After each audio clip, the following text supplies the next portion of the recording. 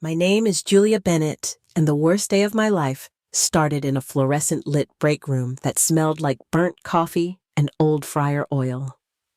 I was wearing the same uniform I'd worn for the past 3 years. Polyester itchy and stained in places no amount of scrubbing could fix. That morning, my phone buzzed with a message from the nurse at St. Luke's, telling me my dad was fading fast, and if I wanted to say goodbye, I needed to come now.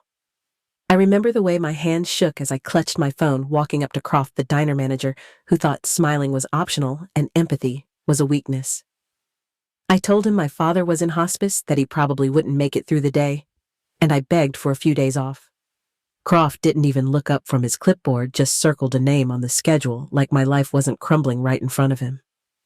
He said if I couldn't find someone to cover my shift not to bother coming back. My personal life, as he called it, was not his concern. I remember standing there frozen, stunned by how easily someone could reduce the death of a parent to a scheduling inconvenience. I'd covered countless shifts, worked every major holiday, and stayed late without asking for overtime. I swallowed the lump in my throat and tried to reason with him. Told him I'd work every weekend for the next 2 months, take the graveyard shifts, whatever he needed, but his face didn't even twitch. He waved me off like I was trying to get out of jury duty, not begging to see my dad one last time. Something cracked inside me, then something I couldn't put back together. I walked out without saying another word. As I passed through the swinging doors into the kitchen, I heard Croft yelling after me, telling me I'd never work in this town again, that I was selfish, unreliable, and unprofessional. I didn't stop. I didn't turn around. I just kept walking, heart pounding so hard it drowned out everything else. The drive to the hospital was a blur. My hands were tight on the wheel, and my eyes kept darting to the clock, like every second mattered more than the last. I kept picturing my dad's face, the way he used to look at me when I brought him soup or tucked a blanket around him during chemo. I wanted to believe I'd get there in time, but I didn't. When I entered room 314, the machines were silent. My dad's chest was still his hand limp in the nurse's grasp. She looked at me with that soft, practiced sympathy they must teach in medical school, and told me he'd passed just minutes before I arrived. I sat down beside him, still in my uniform, and held his hand like I could warm it back to life. I whispered all the things I didn't get to say. That I loved him. That he was the best man I'd ever known. That I was sorry I let a paycheck come between us. It wasn't until his hand was cold that I realized how much I'd let that job take from me. He raised me alone after my mom walked out.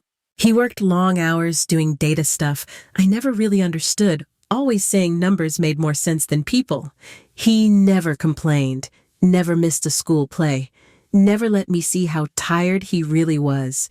And in the end, I wasn't there when he needed me most because some man in a discount tie decided my grief wasn't convenient. I sat with my father for hours that afternoon, watching the light shift across the hospital room wall. The world outside kept turning. People kept ordering coffee and pancakes. And Croft probably found someone to cover my shift after all. I felt hollow, like everything in me had drained out and left nothing but a cold ache. I didn't cry, not at first. I just sat there, numb, replaying every second I could have done differently. But when I finally broke, it wasn't quiet. It came out in shudders and gasps, the kind of grief that makes your whole body hurt. I cried for him, for me, for the fact that kindness had become optional in the place where I worked. That was the day everything changed. The day I stopped waiting for people like Croft to show compassion. The day I realized that if I wanted justice, I might have to make it myself. The funeral was small. A few neighbors came, some coworkers from my dad's old job, who brought store-bought casseroles and awkward hugs. No long speeches, no music, just a quiet service and a few polite nods from people who barely knew the man I lost. I was too numb to cry, too exhausted to think past the next minute, but there was one thing I couldn't shake. 3 men stood in the back of the chapel dressed in sharp tailored suits. They didn't speak, didn't cry, didn't join the rest of us afterward for coffee and cookies. They just watched. When I finally got the courage to approach them, they nodded once and left without a word. I didn't know their names. I didn't know their connection to my father. But something about the way they stood alert, professional, deliberate, sent a chill up my spine. A week later, I went back to work pretending I was fine, pretending that grief wouldn't shatter me in the middle of a breakfast shift. The diner smelled the same. Croft gave me a fake sympathetic look like he cared. The other servers whispered just enough to be polite but kept their distance. Death, I realized, made people uncomfortable unless it was happening to them. I was pouring coffee for table 6 when a man walked in wearing a navy suit and that same unreadable expression I'd seen at the funeral. He scanned the room once, then his eyes landed on me like he'd been looking for me all along. My stomach dropped. He introduced himself as Director Adams from the Treasury Department. I blinked at him thinking it was some kind of joke, but his badge was real. His presence was heavy, and his first words shattered everything I thought I knew about my father. He said my dad was one of their lead forensic investigators, that for over a decade, he'd been gathering evidence on corporate tax fraud, working undercover through encrypted channels tracking money most people would never even notice. I laughed, or tried to, told him he must be wrong. My dad wore the same 3 shirts and thought ordering pizza was a luxury. He couldn't even figure out Netflix, but Adams pulled out a folder with my dad's name stamped across the top. Inside were documents codes and audit summaries. Page after page of tightly constructed reports detailing years of financial misconduct. It made no sense. I felt like I was watching someone else's life unravel in front of me. Then came the worst part. He said the company I worked for, Hartman Foods, was the last case my dad was building, that the man who wouldn't give me a day off to say goodbye to my dying father was part of a massive tax evasion scheme, stealing wages, hiding money, and manipulating employee records to cheat both workers and the government. My breath caught. I'd been serving hash browns to criminals. I'd been clocking in under a manager who might go to prison, and my father had been documenting it all in silence while pretending to be a tired, quiet man who never made a fuss. Adams said they couldn't access the files my dad collected, that everything was encrypted and hidden behind layers of security that only my father understood. They'd searched his apartment, his laptop, and his emails. Nothing. But he believed my dad left a way to find it. He looked at me and asked if I knew of any clues, any strange behavior, anything my father might have trusted me with. I couldn't speak. My throat felt tight, as if I opened my mouth everything would spill out in broken pieces. My father, the man who ate peanut butter sandwiches every day and apologized for asking me to drive him to appointments, had been building a case against my employer while his own daughter served double shifts for minimum wage. I walked out to the alley behind the diner and sat on the curb trying to breathe. The air felt heavy. The world tilted just enough to make me feel unsteady. I wanted to scream.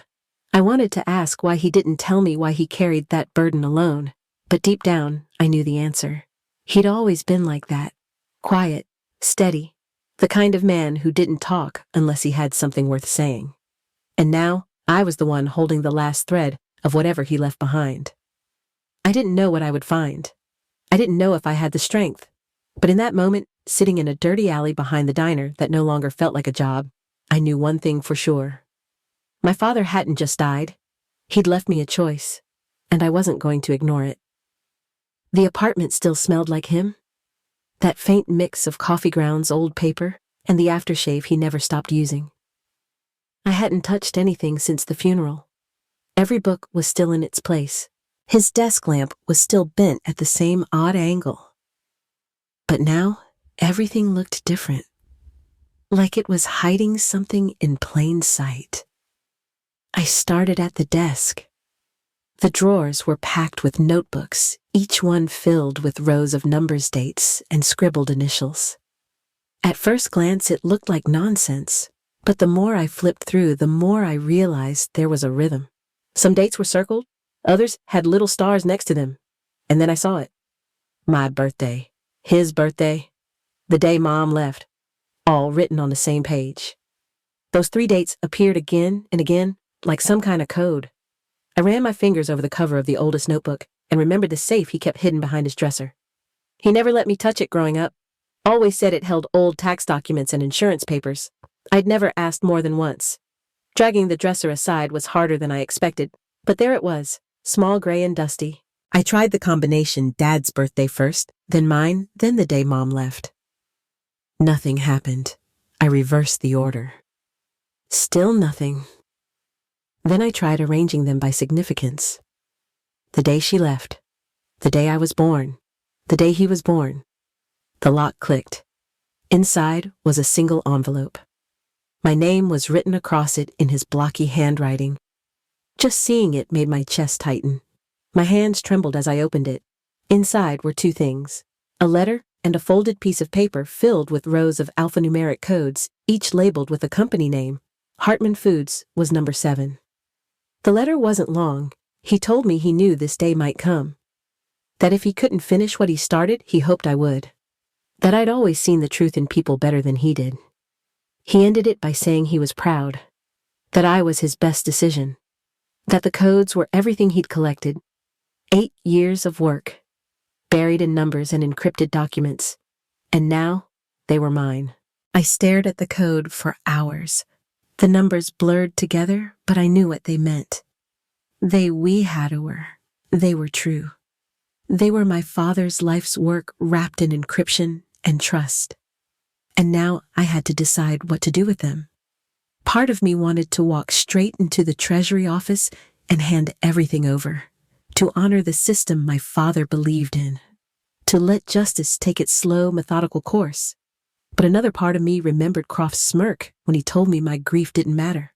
Remembered the way Hartman Foods chewed up people like me and spit us out without a second thought. What if the system wasn't enough? What if it took years, and in the meantime, Croft kept stealing tips, and workers kept losing hours they'd already earned? What if I had a chance to end this now with one phone call? That idea wouldn't leave me alone. I thought about my dad and how he always played by the rules. But the rules hadn't saved him. That night, I searched for everything I could find about Hartman's competitors. One name kept coming up. Summit Group. They'd tried for years to buy Hartman's locations, but the deals always fell through. Regulatory delays, legal issues. I had what they needed to eliminate those obstacles. Evidence. Leverage. Opportunity. I looked at my father's letter one last time. He hadn't told me what to do. He trusted me to choose. That mattered more than anything.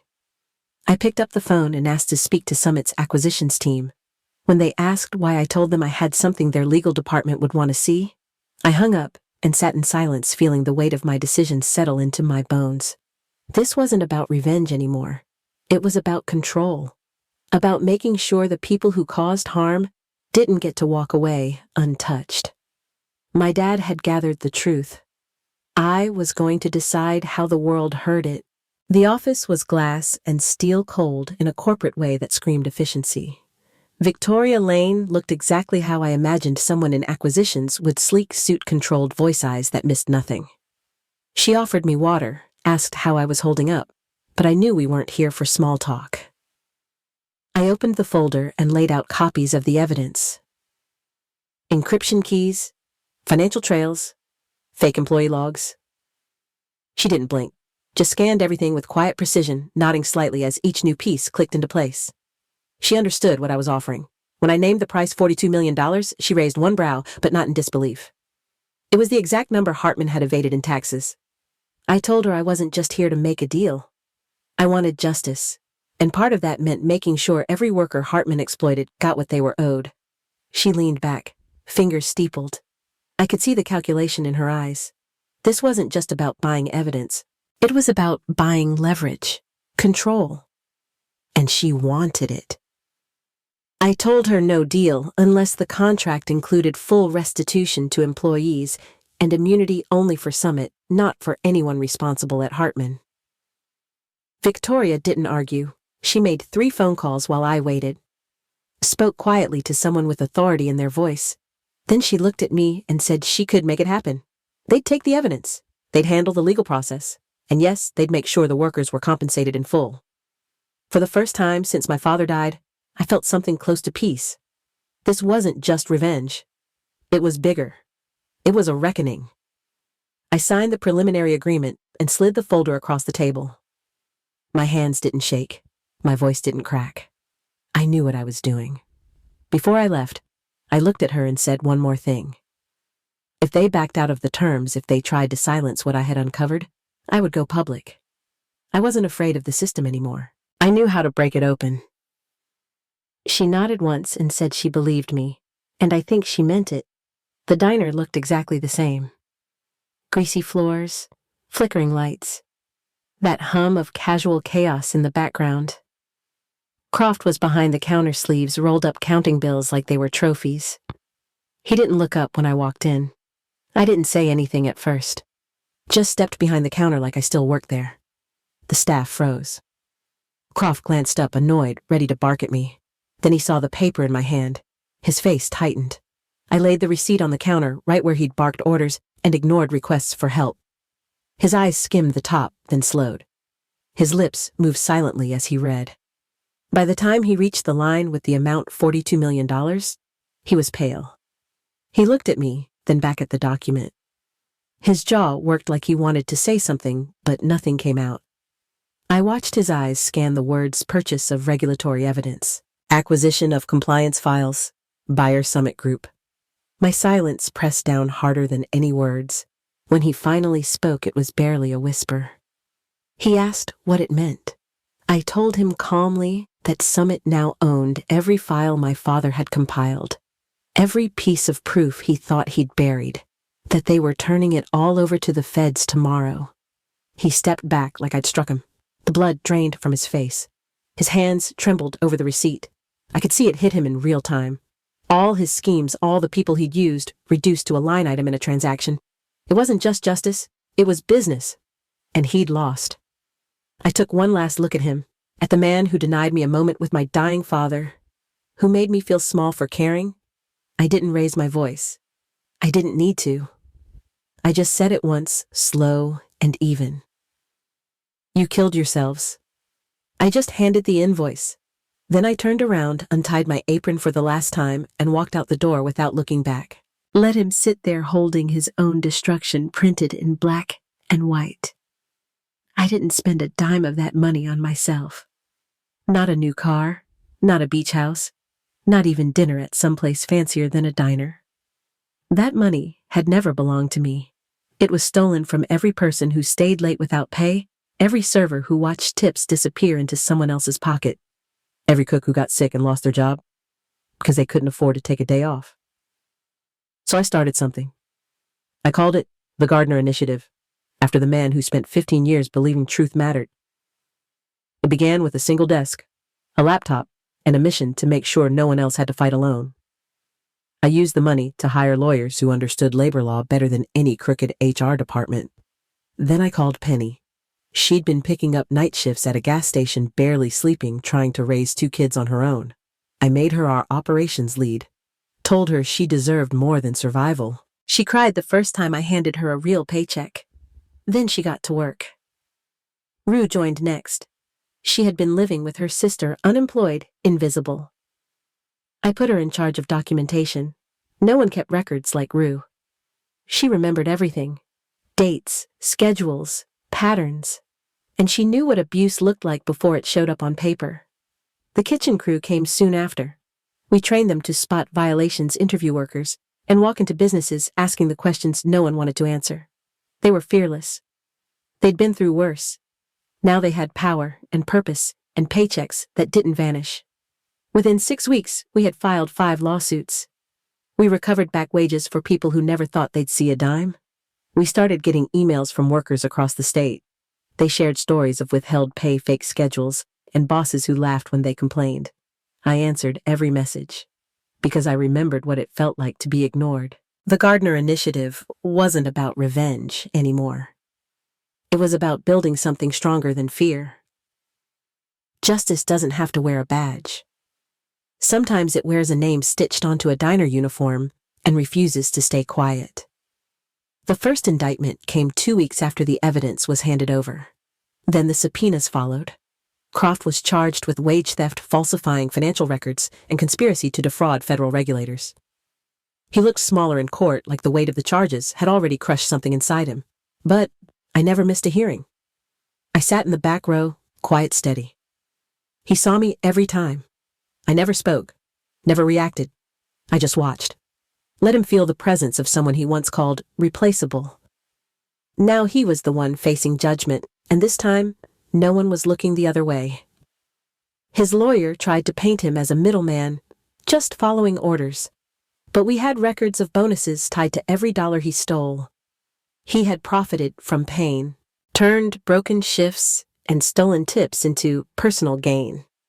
When the guilty verdict came, I didn't celebrate. I just breathed a little easier. His assets were frozen. His house was repossessed. His reputation collapsed overnight. I heard he tried to get a job stocking shelves after sentencing, but no one wanted to hire someone facing 8 years of prison and $500,000 in restitution. His wife left. His kids moved out of state. A month later, I got a letter. It was handwritten shaky. He said he grew up poor, that having power made him feel seen. He said denying my leave wasn't about the schedule. It was about control. He wanted to hurt someone, so he did. He asked if I thought he deserved what happened to him. I didn't write back. I had nothing left to say. My answer was in every paycheck we secured for underpaid workers. Every late-night call we answered. Every manager we exposed. I didn't need to forgive him to move on. I just needed to keep going. What happened to Croft wasn't revenge. It was a consequence. It was the system finally catching up to a man who thought cruelty was just part of the job. And I wasn't his judge. I was just the mirror he couldn't look away from. I sat at my father's old desk, the one with the chipped corner and the drawer that always stuck. The same one where he used to sit for hours scribbling notes no one understood, quietly building something that mattered. The sun poured through the window in that soft, late-afternoon way, casting long shadows across the room. The notebooks were still there, neatly stacked, the same ink-stained pages that once held the names of corporations no one thought would fall. I ran my hand over them, thinking about how much he had kept to himself. About how much of the world he carried in silence, all while pretending he was just another tired man behind a screen. I thought justice was something delivered by courts and headlines. But now I know it's quieter than that. It's in the way a single truth can unravel a lie. How one person, even someone like me, can pick up where someone else left off and carry the story forward. The Gardner Initiative had grown. We'd opened new offices, taken on new cases. Workers had started coming to us before they went anywhere else. They trusted us because we listened. Because we knew what it felt like to be invisible. There was a new file on my desk, a hotel chain, dozens of reports of wage theft, harassment, and something worse. We hadn't opened it yet, but I would, tomorrow, or maybe tonight, because this work doesn't wait, and because my father's legacy wasn't just in what he left behind, it was what he inspired me to become. Sometimes justice needs a voice, sometimes it needs patience, and sometimes it just needs someone who refuses to stay quiet. My father gave me the map. I was going to keep following it until every worker knew someone was fighting for them. Until silence no longer protected the powerful. And until fairness wasn't a privilege, but a right. The story wasn't over, not even close.